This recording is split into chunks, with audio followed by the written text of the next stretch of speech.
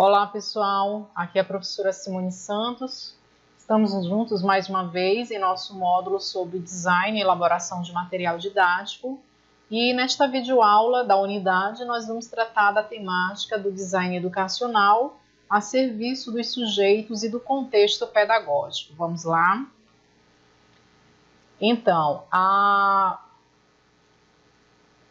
o design educacional, nessa proposta de servir aos sujeitos dentro de um determinado contexto pedagógico, parte do pressuposto de que toda a elaboração de material didático, toda essa arquitetura, ela tem como objetivo contribuir para a aprendizagem do sujeito aprendente, né? E esse contexto onde é pensado o material didático e o contexto no qual o sujeito está inserido deve ser levado em consideração no processo de produção, de elaboração dos materiais didáticos. Então, para compreender um pouco melhor essa temática, a escolha ou a seleção do material didático digital, que aqui a gente está simplificando a nomenclatura do MDD, ele tem um objetivo. Qual é esse objetivo? É de atender a um problema de aprendizagem. Então, toda escolha, toda seleção, toda elaboração de material didático digital deve ter um foco específico no atendimento de uma dificuldade, de uma necessidade de aprendizagem do estudante. O design desse material, a concepção desse material, ela refere-se a um produto ou um bem físico em termos de forma, e aqui a gente tem o aspecto abstrato ou material, né, que é o design de superfície, e diz respeito também à funcionalidade, que é o design de funcionamento, que é a tratativa abstrata do design instrucional.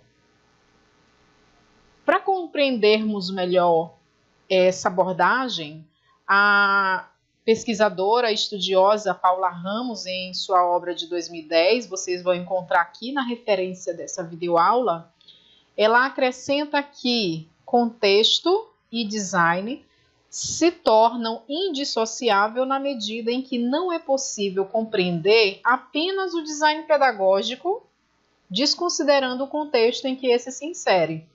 Não só o contexto em que esse se insere, como também o contexto em que os sujeitos aprendentes estão inseridos.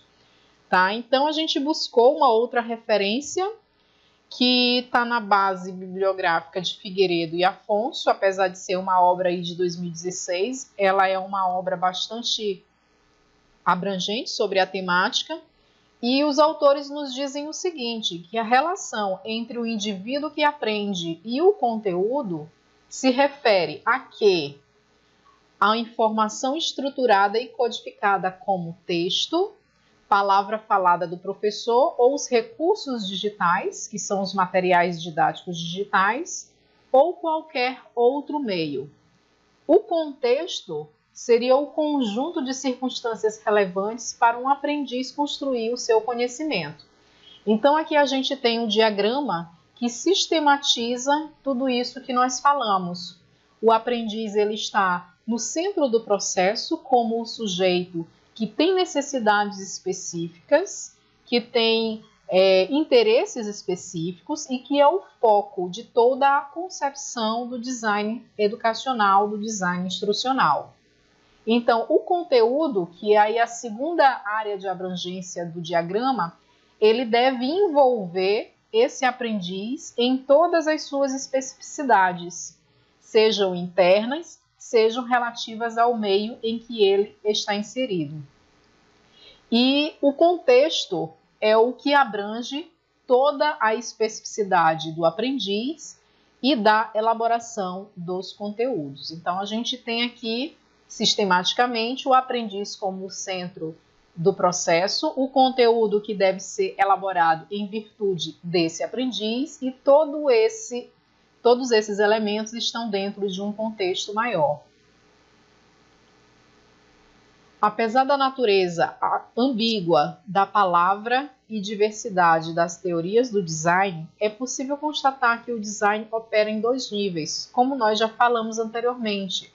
No nível abstrato, que é o nível do planejamento do projeto, onde é feita toda a concepção, seja ela filosófica, seja ela pedagógica. Então, é a forma que eu concebo a maneira como a essência como aquele material vai ser produzido. Então, o design ele tem esse aspecto abstrato e tem um aspecto concreto, que é a forma material, é o produto que eu estarei elaborando e materializando em forma de um software, de um objeto de aprendizagem, de uma videoaula, de um podcast, enfim. Ou seja, a concepção, né, da concepção até a realização do design. Em termos conceituais gerais, nós temos que o design educacional, então, é um conjunto de métodos, técnicas, recursos utilizados em processos de ensino-aprendizagem. O design educacional envolve o quê? Envolve etapas importantes. Essas etapas elas precisam ser cumpridas, elas precisam ter uma sequência lógica de execução. Quais são elas? O planejamento, o desenvolvimento, as atividades propostas, os recursos e os artefatos para as mais diversas situações didáticas. E é importante eu ressaltar aqui que em nosso ambiente virtual foi disponibilizada uma audioaula, também produzida por mim, na qual eu descrevo cada uma dessas etapas. Então, vocês podem acessar esse material complementar para compreender um pouco melhor sobre as etapas que devem ser seguidas para a elaboração do design educacional.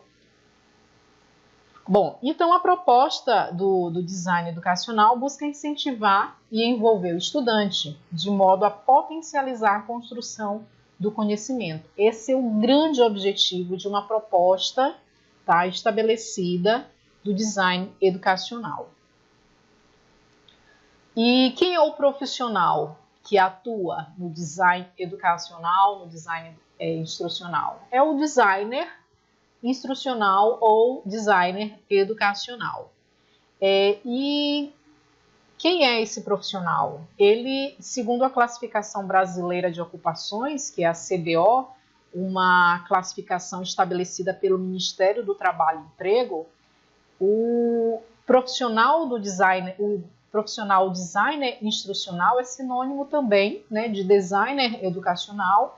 Ele é um desenhista, um projetista de instruções. Aqui a gente tem algumas etapas de atuação, algumas atividades de atuação desse profissional. Ele é quem comunica, tem o objetivo de facilitar e fazer reuniões, né, para que seja estabelecida essa concepção do design. Ele planeja e analisa, então ele identifica o público-alvo, ele faz uma análise de conteúdo instrucional e uma análise também dos recursos tecnológicos que serão utilizados. Ele projeta intervenções na fase de desenvolvimento, seleciona e modifica materiais, e na fase de avaliação é ele quem revê soluções instrucionais, né, no sentido de implementar, divulgar e difundir intervenções instrucionais. Ele também tem uma função na área de gerência, né? Ele gerencia toda a função instrucional. Então, é um processo abrangente de todas as demais etapas. Aqui nós temos algumas características dos materiais didáticos digitais que foram formuladas de modo que os estudantes eles aprendam de uma forma mais autônoma, né? Porque a produção de um material didático nada mais é do que fornecer a esse aprendente, a esse sujeito aprendente, mecanismos, ferramentas que ele possa desenvolver com autonomia a busca, né, pelo conhecimento. E aqui a gente tem entre os dispositivos para veiculação dos materiais digitais alguns destaques. Entre eles, quais são esses dispositivos para veiculação? Os mais utilizados atualmente, a gente tem aí o tablet, né, o computador, o smartphone. Entre todos aqui citados, o smartphone com certeza é o mais utilizado pelos estudantes. Temos também exemplos de óculos 3D, iPod, TV e DVD, enfim, são algumas mídias, né, alguns dispositivos de canais de veiculação dos materiais didáticos. A gente tem também aqui algumas características fundamentais para o desenvolvimento de um bom material didático digital.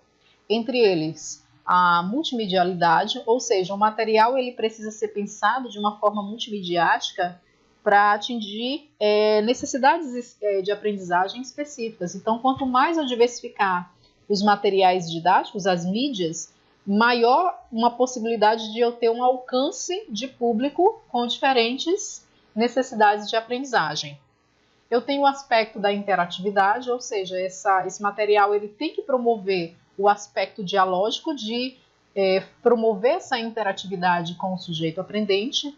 A hipertextualidade, que é a interconexão de textos no próprio material didático. A personalização, eu preciso tratar uma linguagem nesse material que ela personalize o sujeito que ensina, para que o sujeito que aprende, o sujeito aprendente, ele possa ter uma conexão, uma aproximação com aquele material. Então, ele precisa ser personalizado. Uma outra etapa, uma outra característica também importante é a questão da problematização. O material ele não pode ser um material sem provocar, sem instigar essa curiosidade do aluno. Ele tem que ser um material que provoque, que incentive, que problematize uma questão de aprendizagem.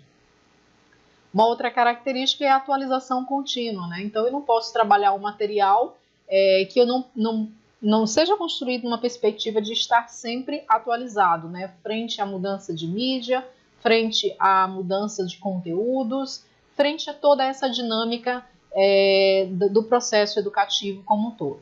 Bom, gente, então a gente finaliza a nossa videoaula. A gente traz aqui algumas referências, né, nas quais embasamos o referencial teórico para a construção desse material e nós esperamos reencontrá-los nos próximos materiais. Bom estudo a todos e sucesso na formação!